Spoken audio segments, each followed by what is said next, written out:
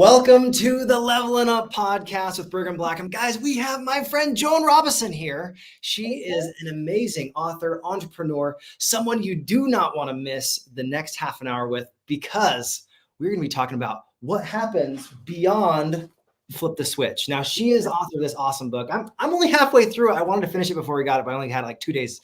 So I'm like, trying to burn through it. Man, there's some really amazing insights in here. So stoked to have a conversation with you.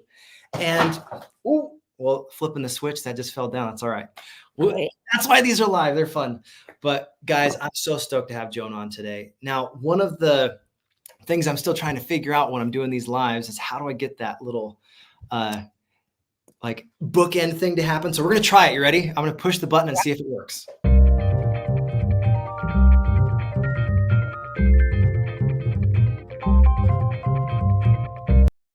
Sweet, it did work. All right. Ooh, that's fancy. I love it. New technology. It's a real thing. So, Joan, thank you so much for being on today. Let's start off with how do you talk about what flip the switch is, like in a general context? If someone's never read your book, what is flipping the switch? What does that mean? Well, first, let me say what an honor and a pleasure to be on your show, Brigham. I really appreciate it.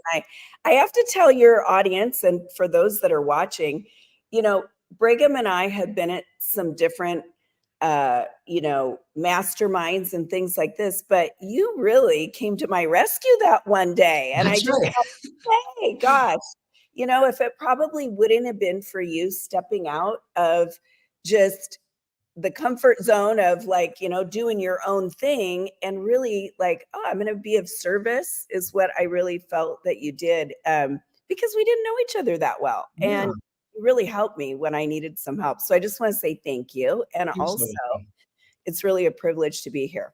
Okay.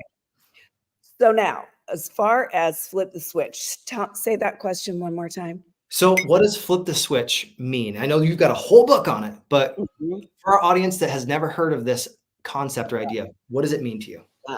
So really, let me just explain this, because it's kind of flipping the switch really just means from going from the dark and flipping the switch and turning on the light. That's really kind of the way that I like to just share it, just keep it simple. Yeah. But if we really break it down, the darkness is really emotions of fear, doubt, limiting beliefs.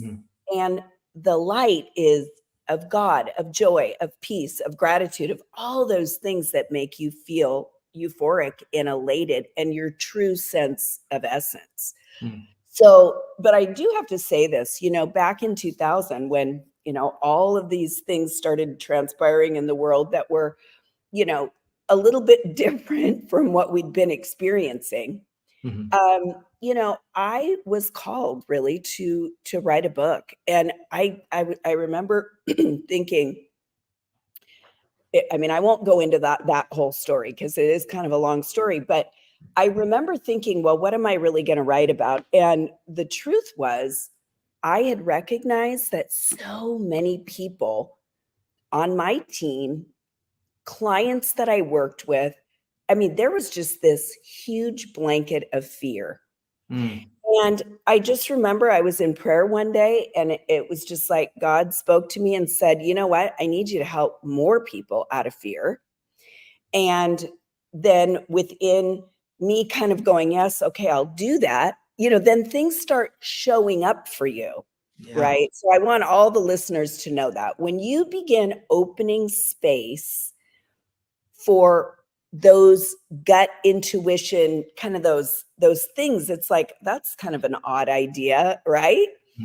As I opened up space, things started appearing. And then we have a visitor. I love it. Yeah, this is my cat, Maxine. She does this every Zoom or anything I'm on. She likes to be a part of, just so everyone knows. Excellent. Hello, Maxine. So at any rate, what I will say is, as I was called to write this, like I said, things started showing up in my kind of world. Someone invited me to a podcast. It happened to be a podcast on writing a book. And I'm like, why am I here? All these different, what we would call synchronicities. And it led me down that path to write the book. And here's what I'll say, Brigham, is I was always helping people go from problem to solution. Mhm. But I think really the book is it's a portion of my own story of going from some of my own fears and darknesses into the light, and how that transformative change not only impacted me, because of course it impacted me, but what I think most people don't realize is how it impacts all of those around you. Yeah. So when we're not in great places, that also affects all of those around you.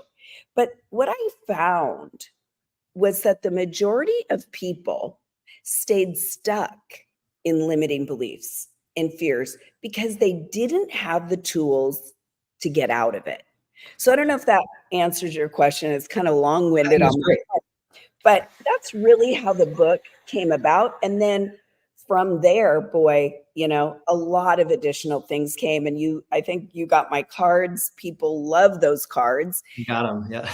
And those are just like, 30 seconds and you can flip the switch. So when people become more aware that they're in that fear-based place or in the dark, then and only then can we really do something about it.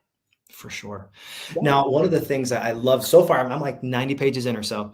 One of the things that I really love is you have examples of like, here's a low frequency word.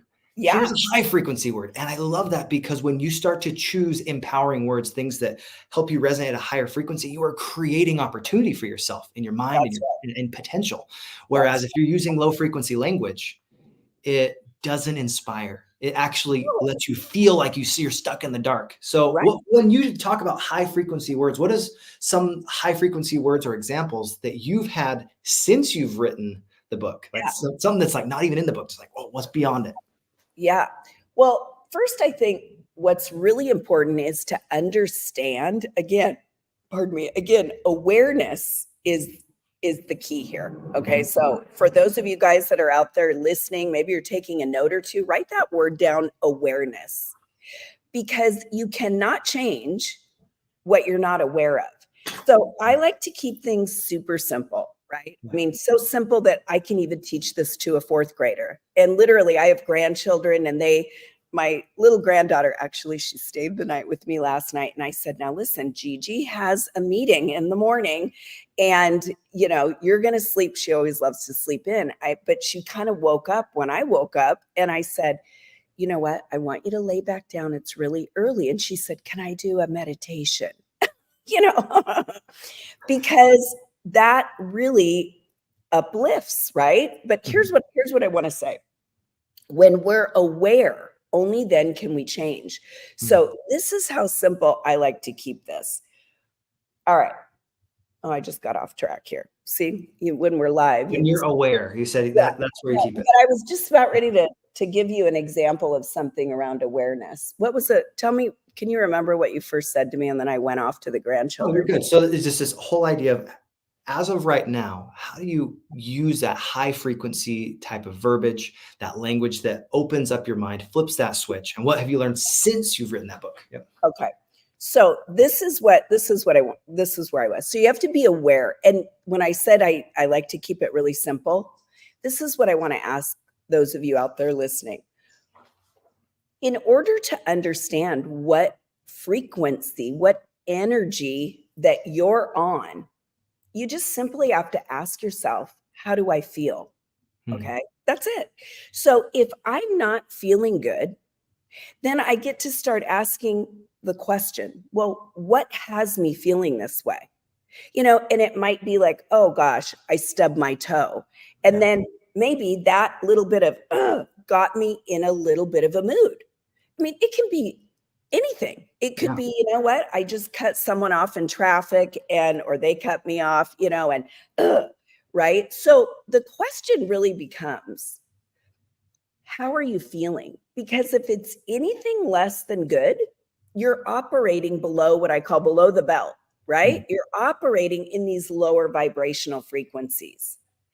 And I guess really, words have impact, but they have impact and meaning based on what we give them. Okay. Yeah. So, a lot of people will say, well, if you say these words, these are taboo words. It's not the words at all. I mean, you could take a word that maybe society or humanity says that word is not a great word. Maybe it's even a swear word, but if it's used in the right context, by the way, I'm not saying go out and start swearing, but I'm just giving you the example that, you might be a really passionate person and you might be like, damn, that's good. And that does not mean that is low frequency. Does that make sense? Exactly. So I think, Brigham, to directly answer your question, what I have learned since writing the book is strictly through the discipline of practicing the principles that I teach. And what really has come of it is more results, more experience, helping more people. And the true test of all this stuff, in my opinion, is, I've been using it to build my sales teams, to operate in life, because there was a time, and you probably read it in the book. If you're 90 pages in, you've already read it, where I had some really not so great things happening. And some people might look at some of those experiences as, wow, you really went through a lot. And I know that many people go through a lot of things, from traumas in their childhood, and we could go on. But what I did choose to do is stay closely connected to God. That's where I draw my strength, my inspiration. Okay. And I allowed those circumstances to shape me, to humble me, and to use them for good, to help all of those people around me. And here's the beauty of things like this. I was just sharing with someone the other day. They asked me, gosh, you kind of put it out there, like you're sort of kind of an open book. Like, I don't know if I had written about getting a DWI and all that stuff. And I said, well, here's the thing. Probably the reason why I had the courage to write that is because that challenge shaped me, and I overcame that drinking issue. One day at a time. I don't drink. And that's been hugely life-changing, because remember what I said in the beginning, if you're not aware, you can't change it.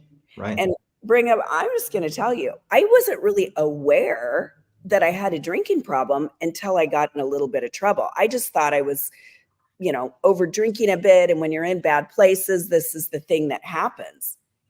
But I didn't really understand that I had a problem. And I would just say, thank God, because that night, and I wrote about that in the book, was, I could look at it today like, wow. Or let me go back. That night when I was getting wheeled away in the police car, I was thinking, what have you done? You are a mother of a 6-year-old who, by the way, is now 30. You have all these responsibilities, and all of this has gotten you here. And it felt like the worst day of my life. But actually, it was just the beginning. It was just the beginning of me writing a new chapter, writing a new story, and understanding that I had the power to do that. I love that. Overcoming any challenge, everybody has challenges in their life, but overcoming any challenge, it's in that moment where you get to make a decision.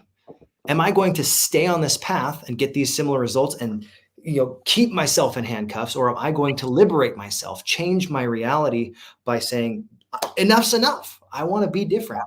So I love that. Thank you for sharing. It's getting really vulnerable to share things like that, but I love that you're sharing a scar, not a wound. And I like the differentiation, because a scar is something that's instructive. It can help somebody, but it's not still bleeding, right? That's right. You've got right. And, I love that you even brought that up. I talk about that a lot with team members, because, let's just pivot one little bit. I want to say this because this is really important. And I think, many people know that as we continue to build businesses on social media, we want to attract attention. right? We want to, I mean, that's the currency, right? Attention. Yeah. But many people do it through the wound. Yeah. And I would just say, as a suggestion to anybody here, people love to know the story, but they really, truly love to know how someone overcame the challenge. Because what happens is I'm listening to it, you're listening to it, the viewers are listening, and they're going, okay, if that happened to her, I have the hope that I can also get out of it. And I want to say one last thing. People ask me this a lot. This has been a journey. It's not an arrival, right? Like I haven't arrived, I think we ever arrive, right? It's always a process. Right. It's a journey. And through the journey, I have learned so many things about learning how to enjoy it and lean into it, because I was not that kind of person, not in the beginning. I was always going, I'll be happy when I can get this, then I'll be happy. When I can get that in my bank account, okay, you know what? Then that means success. And you know what I realized? This is something else. It's big. I feel like I need to lean in. Go ahead. Yeah. I realized that it's not about the goal, and it's not really even about the destination. It's about who you become along the way. And I think most people, are like me. If you're not aware of some of these things, you just kind of think that life is happening to you instead of for you. And, if you don't have tools, it's just conceptual. So you'll notice like my book is chock full of tools. So literally, if somebody picks up my book, they've got stories, they're going to know about, how I came from here to here, but they're also going to go, okay, wait, I can do this too. Yeah. I can catch myself in these fear-based places knowing, I don't feel very good. And I can do anything. This is a clue here, by the way. Anything to make me feel better. So let me give you an example. Let's say today I woke up and, I don't know, maybe I'm thinking about a thought from yesterday. Yeah. Okay? So to me, that's like looking in the rear view mirror, and it's kind of hard to drive from the rear view mirror. But let's say I had a challenge yesterday, and I'm kind of focused on that. Like, oh, that. Okay, now I know I'm below the belt, right? Because it doesn't feel good to go back there. Now, most people would think, well, just change the thought. But it's not always that easy. And especially when you're the one in the emotion of those things. Oh, it's easy for me to teach it. But when you're the one in it, we tend to obsess about a worry, especially things like finances or, husband and wife partnership, children. These are things that mean the most to us. And so we obsess about the fact that it's not happening fast enough, or why is this person this way? Or, you know what? I've been working my tail off and my bank account's not really showing it. So we're in these places of illuminating what's not happening or what we don't want. And that right there is a clue that you're below that belt. You're below the line of a higher vibrational mentality, thought, and frequency. So if I can catch that, and this is what I've been practicing for years, because when I first started this, Brigham, in the days of that story, right, I might have had a month, 2 months, a year. Like I literally was in a relationship whom now today I recognize as one of my greatest teachers. See, if I wasn't in that relationship, I wouldn't have went to go get the help because I thought he needed the help. Like I could go change him. But really what it was is, oh boy, Joan, you got to look within. You've got to go to God about you and your relationship. And when you can get right within yourself, and feel empowered, you're probably going to attract a better relationship, which has been true also. But I share that because these are common things that the majority of human beings think, right? It's just not uncommon. We want to point the finger. We want to blame that person, even parents, why we're the way we are. And really, I mean, I'm 56 years old, almost 57, right? And I have the responsibility of my own life. Nobody did anything to me. I still have 2 arms, 2 legs, a great mind. I am the one that has the choice. I love that. One of the things that I would love to share really quick was, while I've been reading your book, it's reminded me of 2 different things. My first time I ever heard this concept was 15 years ago when I was a theater practitioner. My mentor, Marilee Webb, she said, I don't care what happened before you go on stage. Everybody has stuff. Right. But as soon as you are ready to step on stage, you take a moment and you let all of that darkness, whatever it is that's in your life, go. And then you say, I am here, I'm in this present moment, and you flip the switch in that way that allows you to take that step on stage and present the very best that you can, to be the very best you can. Wow. And I think that has instructed so much of what I do in theater, in my business, in communicating with other people, because that idea of flipping the switch, it's really universal. Every single one of us, every day, at some point, will go and turn on the light switch or turn it off. Right. And the other thing was, your book has reminded me of the way my mother wrote a song for me when I was a missionary. Right before I went on my mission, she wrote a song that was called Let Your Light So Shine. It was based in the idea of, don't put your light under a bushel. You need to let it shine, because otherwise, how do you help people? It's like having a candle and everybody else has no flame, but you've got a flame. If you light their flame, it doesn't diminish your flame. Yeah. Right? That song, let your light so shine, share the love you feel, let it blossom in your smile, like a city on a hill. You think about this. Every single time that we are willing to share that light, share insight, the word insight, it allows you to see. It's in sight. Yeah. Insight. And if you don't have light in your life, you don't have that higher frequency, you can't see. That's right. So in your experience, what are some of the insights that have come by applying this consistently, day in, day out? Yeah.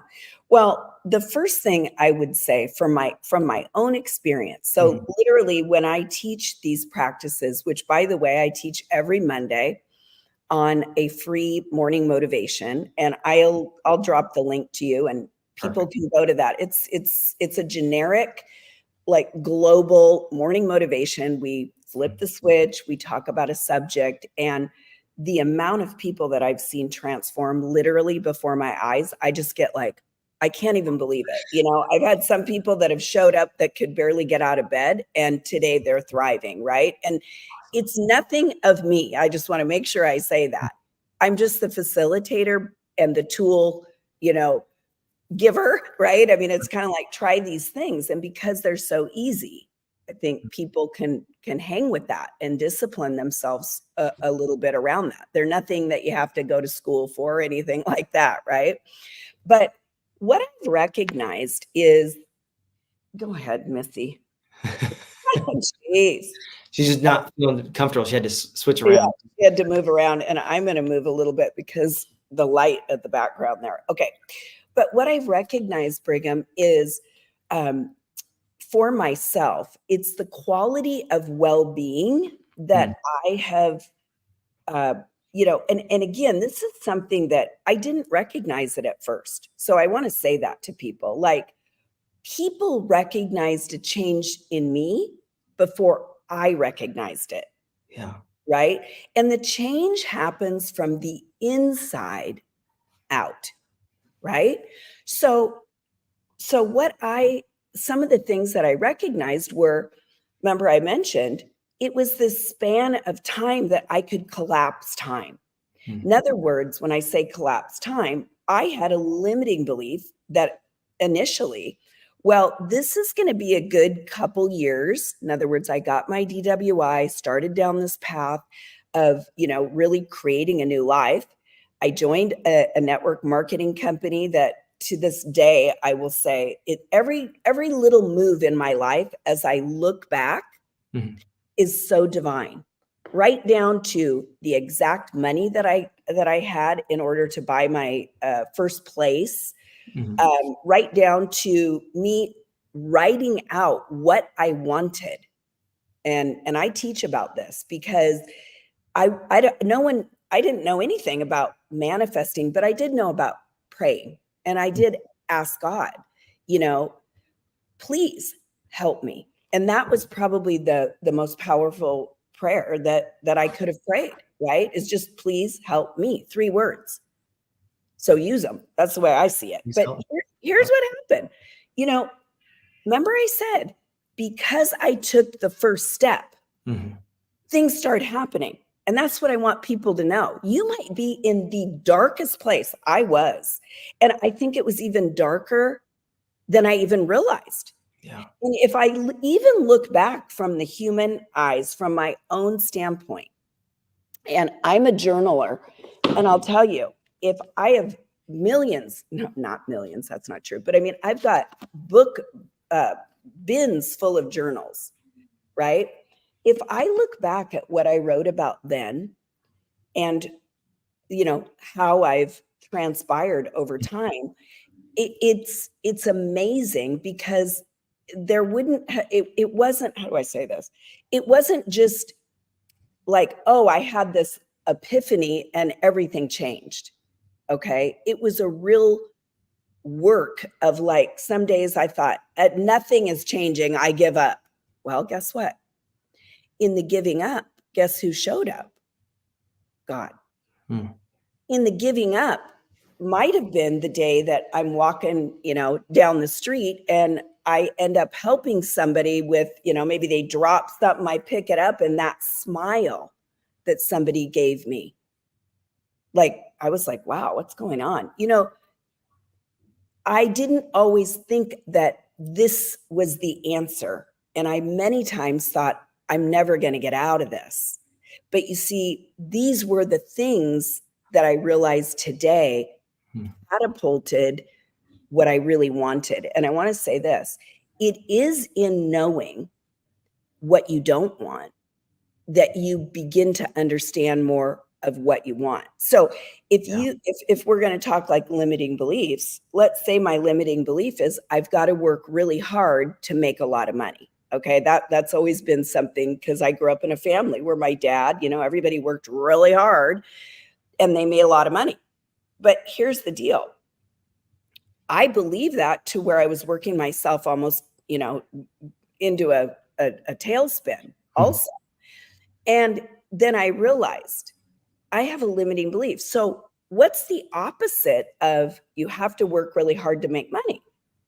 What's the opposite? Because that's really what I wanted.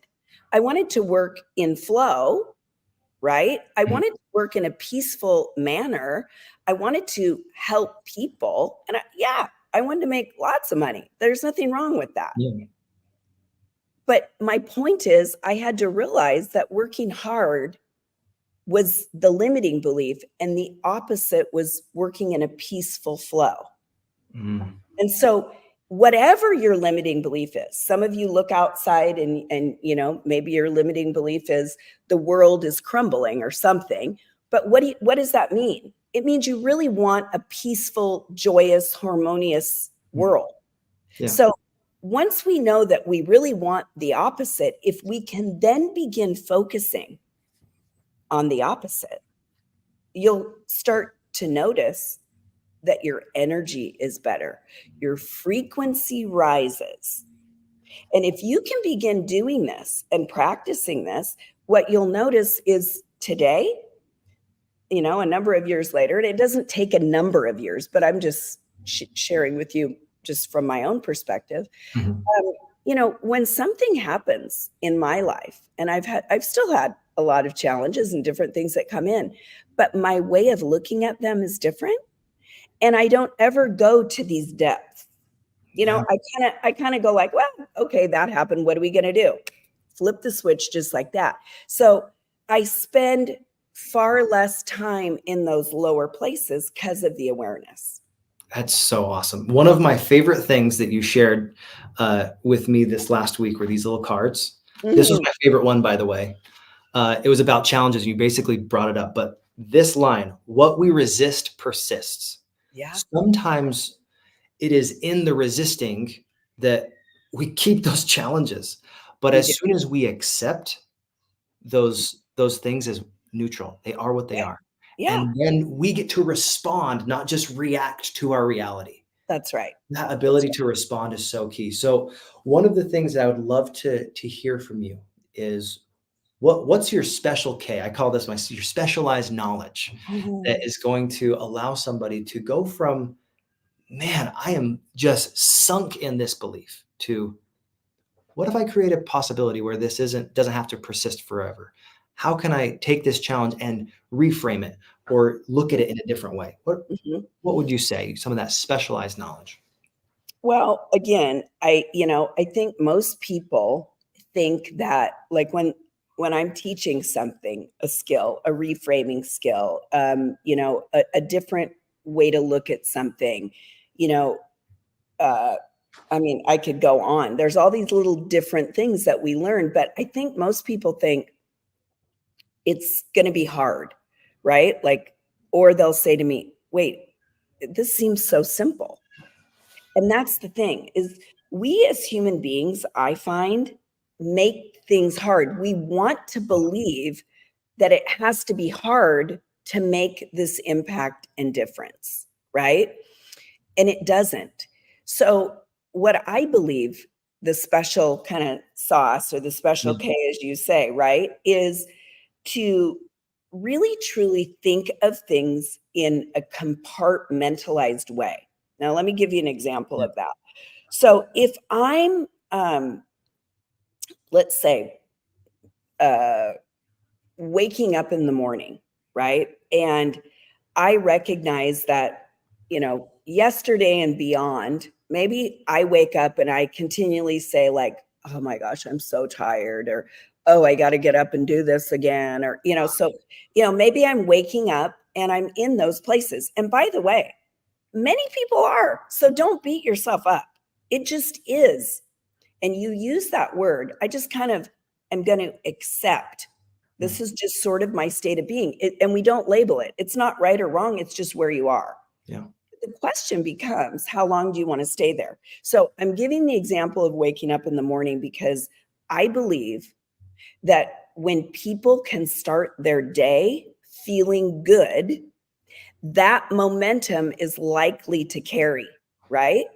So one of the things I would look at is, what is one thing that you want to change? Don't, go into this thinking like, I'm going to change the entire landscape of my day or life. I think that's why many people perceive that they failed. And by the way, there is no failure. To me, there's only practice. I don't even use the word failure. That's just for me. I don't want to give it meaning. I don't like the way that word makes me feel. And being an entrepreneur, I guess every single day I'm realizing that I can tweak and try this new thing and I can make this better. I know you get that too. So why am I going to want to put failure on something until I perfect it? I'm not. But my point is, just start with one thing. It's why people don't see themselves succeeding in business or on a diet or in a relationship, because they try to do too many things at one time. And then all of a sudden it's overwhelming because their true nature, it's trying to get through, but it seems like, wow, this is a lot of work. So if we just start with one thing, and I'm just making a suggestion that one thing in the morning would be a great way to start. And I want to say one last thing. I found that there were times where I needed other tools. And I talk about these in Morning Motivation as well as in the book. But what I mean other tools is I needed a little bit of help to get me beyond just what I could think about. Mhm. Because when we're in a fear-based place, often we can't just stop and go, oh, okay, I feel joy. That isn't the way it works. We have to kind of move up the emotional scale. Okay. So what that means is I'm not feeling so great. I ask myself, what is it? And maybe I say, oh, I got in a little tiff with my kid before he left for the bus. Okay. I'm going to send Johnny some love. Okay. Now I'm up here. And then, you know what? When he gets home, we're going to have a little, mom and son sit down over a, banana bread or whatever it is. Yeah. Oh, okay. Now I'm feeling better. And now I'm going to visualize having a nice conversation with Johnny and blah, blah. Okay. Now I'm up here.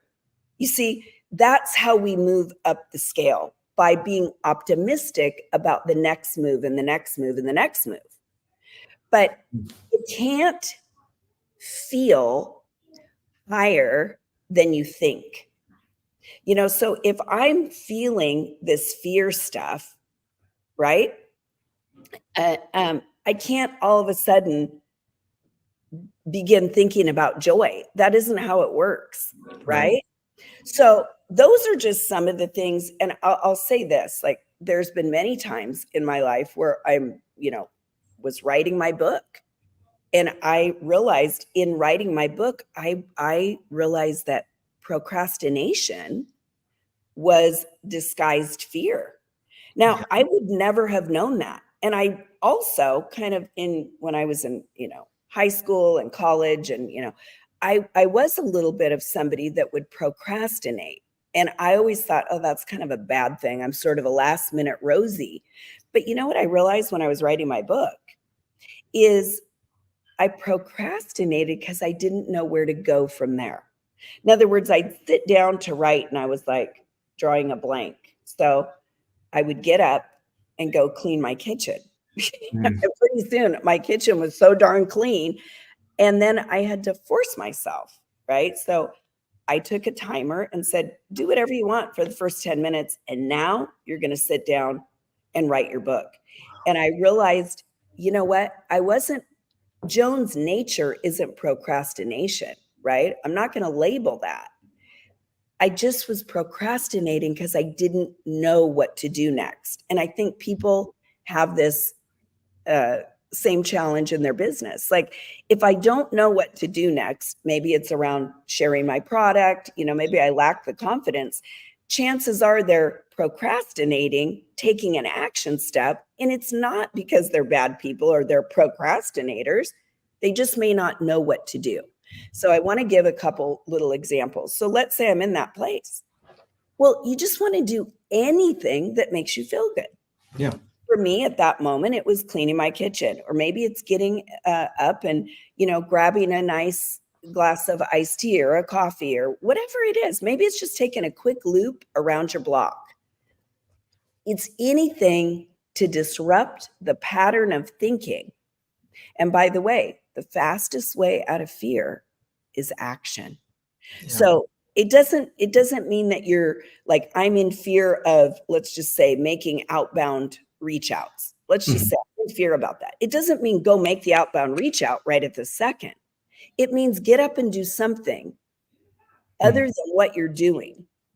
Sitting in your cups, laying in your bed, whatever it is that will make you feel better, and then start, from And that. that's that pattern interrupt, that change of state. And in that change of state, you're able to change your reality. That's in right. a lot of different ways. That's right. So I know our time is up today, but man, we have so much more that I want to talk about. Joan, this is just the beginning of our relationship. I'm so grateful for you coming out and sharing with us. Man, you just poured into the audience so many amazing things. Before we sign off, is there anything I didn't ask you that you wish I had? I'd love to hear that little insight. Go ahead. I mean, I just want people to know that you can be in some of these really places that you think there's no possible way out of. I want you to know I've been there.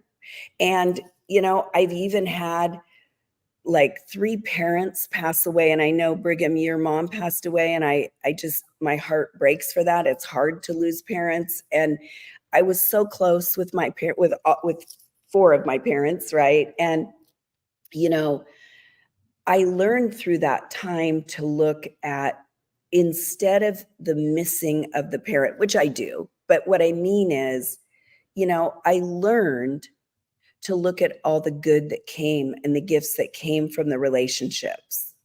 I learned how to feel my pain. Meaning, we're not going to tell fear or your pain to not exist, because that isn't reality of the way that the human works, right? I learned to be in acceptance that I feel this way and it's not right or wrong.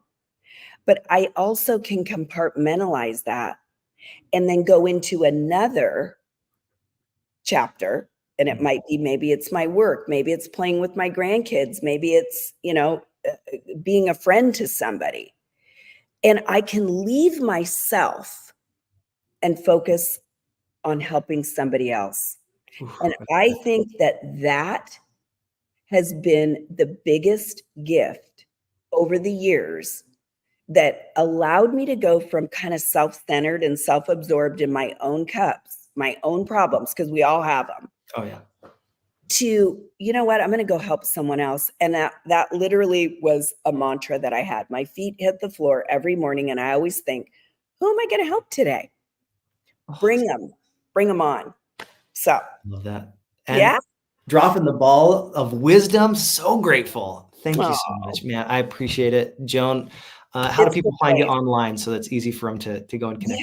Yeah. So I think, you know, instant message me and Facebook, right. You know, Joan Nielsen Robison. You could drop that in the chat. And then again, get on to morning motivation. You know, I've been doing this since before Zoom was Zoom. We used to do freeconferencecalls.com. And, you know, if you're somebody that needs that pick me up, that lift, and then also my website, joanrobison.com, where you can get the book and the cards. And I just want to say thank you so much for having me. It's just been a pleasure. And I love that this kind of subject about raising your vibration and understanding where your true power really comes from was special to you as well, Brigham. So thank you.